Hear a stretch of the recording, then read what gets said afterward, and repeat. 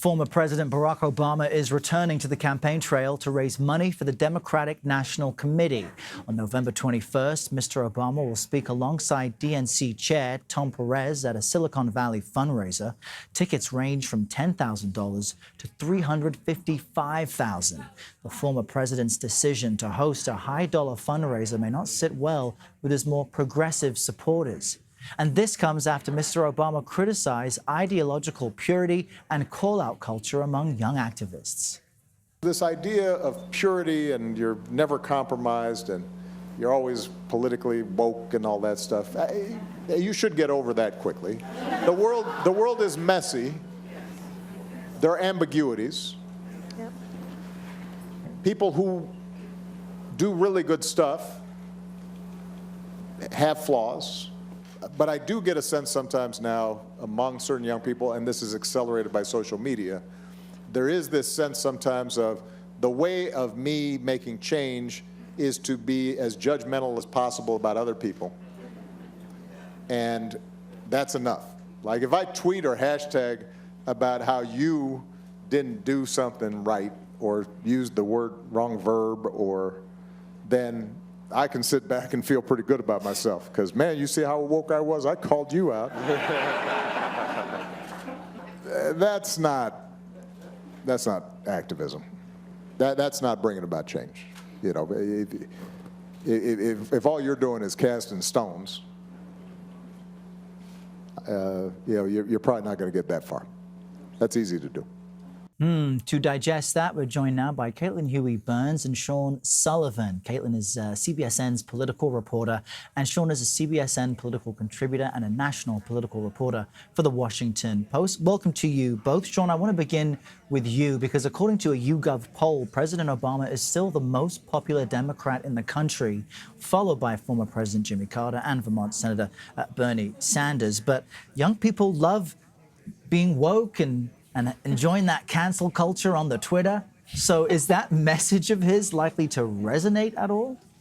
Yeah, it is sort of an interesting disconnect because you're right, not only in these polls, but when I talk to Democrats around the country, when you talk to the different campaigns, when you talk to activists and voters, they love former President Barack Obama. He is the biggest draw in the Democratic Party right now. That's been pretty clear all across the country. But I also hear from Democrats who say, look, if Barack Obama ran for president today on some of the political platforms and ideologies that he ran for in 2008 and 2012, he might not have a good chance of being president. A lot of Democrats sort of see him politically as potentially out of step with some of the norms in today's Democratic Party on a number of different fronts. But yet, as you said, he does remain this really, really, really popular figure. And so this question, I think, becomes more relevant as we head into next year, because I think we'll see the former president campaign more once the primary is over and once the Democrats have settled on a nominee. It'll be interesting to see how crowds and how young people react to this president, because when he first ran in 2008, a big part of his base was young voters, new voters. And so it'll be interesting to see how today's generation of younger voters responds to this former president. If and when, as we expect, we'll see more of him on the campaign trail next year. And we expect to see that manifested through his former Vice President, Joe Biden. I want you both to listen to Biden's interview with Norah O'Donnell on 60 Minutes last weekend, where he was asked about his former boss. Some have asked, why hasn't President Obama endorsed you? You guys served together for 8 years. Because I want to earn this on my own. Did he offer to endorse you? No, we didn't even get there. I asked him not to. He said, okay. I think it's better. I think he thinks it's better for me. I have no doubt when I'm the nominee, he'll be out in the campaign trail for me. Caitlin, are you so sure? Because back in August, the New York Times reported that Obama privately cast doubt on Biden's campaign, saying apparently, quote, "You don't have to do this, Joe. You really don't." Is it clear yet how much support Biden will get from Obama? Well, I really don't expect the former president to weigh in on this primary, at least not anytime soon. It's still so big. The field is still pretty fluid. We do have, several contenders, Biden, Warren, Bernie Sanders, and even Pete Buttigieg kind of making up that top crop of candidates, but it's still so large. And so it'd be very surprising if Obama were to weigh in. But I think, Sean brings up a really important point about kind of where the party is right now. And a big part of Biden's pitch has been kind of returning things back to where where they were before Trump came. And then you have candidates like Bernie Sanders and Elizabeth Warren, Warren especially, who has been gaining ground, advocating to go beyond that, not just returning things to the way they were, but advocating for big changes to the economy and other kind of government programs. And so there's this real debate in the party right now that kind of speaks to the heart of Obama's legacy. Do you want to kind of go back to that, or do you want to expand beyond that? It's also important to note that a lot of the young people who supported Obama in his first election are now, married with kids and have mortgages. They're not, these newer kind of voters that the party is looking to bring in. That's when people tend to feel as if they have more of their stability at stake, Right. and so perhaps they're more interested in keeping things as it is, whereas Right. younger people are like, rock the vote, right? Right, And break it exactly. up. Super PACs are how we might see this topic be manifested. The former vice president, the subject of attacks this week from Bernie Sanders over a new pro-Biden super PAC. Sanders implying that Biden's lost the support of working class Americans. Sean, do you see that as a likely ongoing problem for Biden?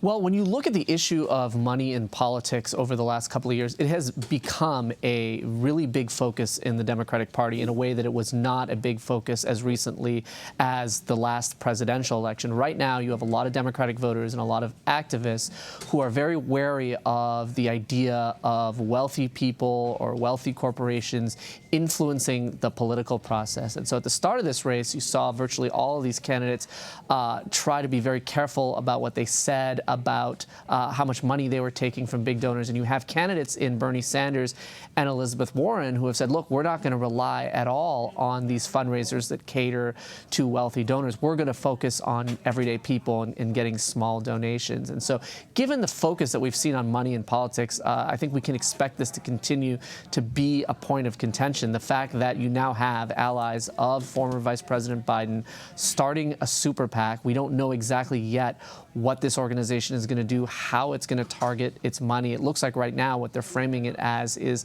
a vehicle to push back against the attacks against Biden that he's facing from President Trump. But we don't know what this super PAC is ultimately going to do. And so if you're Senator Sanders and if you're Senator Warren, this is an issue that matters to your base. This is an issue that resonates with people. And so I think we can expect to hear Senator Sanders and Senator Warren talk about this and talk about why they're different than Vice President Biden or former Vice President Biden and his allies are when it comes to raising money and when it comes to collecting donations from wealthy individuals. And Caitlin, you're heading to Iowa for this historic party dinner, often plays a pivotal role in the race to win the caucuses. It's where Barack Obama burst on the political scene way back in 2007.